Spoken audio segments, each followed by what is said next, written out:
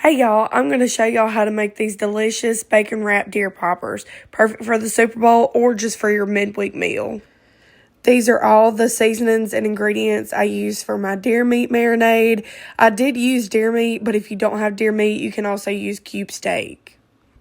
Starting out with my deer meat in the bowl, I am going to add some onion powder.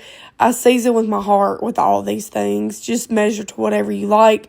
I added some garlic powder, and then I added my favorite seasoning, our Holy Voodoo seasoning. This is delicious. I did end up using a good bit of this just because it is our favorite seasoning. And lastly, we are going to put in some Tonys. We love Tonys. We put Tonys on absolutely everything. After I've added all my seasoning, I'm going to pour over my buttermilk on top of my deer meat, just enough to cover it. It was probably about a cup, maybe a cup and a half. Then after my buttermilk, I'm going to pour in some of this Country Bob's. I usually do about maybe a half a cup of this. This just helps tenderize and break down the meat a little more. This is what it looks like after everything's been mixed up. I'm going to cover it and put it in the fridge and let it marinate for the day. Now to assemble our poppers, you're going to need some bacon, some cream cheese. I have diced jalapeno peppers and some toothpicks. I softened my cream cheese and added it to the bowl. Then I'm going to add my diced jalapeno peppers in there. This is about 4 tablespoons. You can add as much or as little as you like, but I love jalapenos.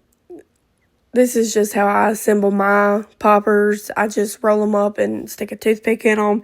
You're going to use probably about a quarter-sized amount of deer meat. I just cut mine up, and then I added my cream cheese onto my deer meat, and then I put it in the bacon and wrapped it around it. Make sure that you wrap your bacon tight enough so everything doesn't spill out. I did wrap a couple of them a little looser, and my cream cheese did fall out.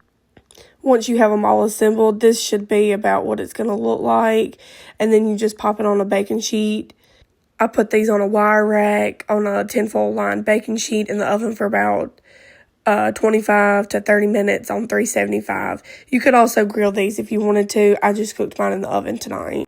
This is what they look like after they're done. My husband and I absolutely love them, and I hope you give them a try for your Super Bowl party or for your midweek meal.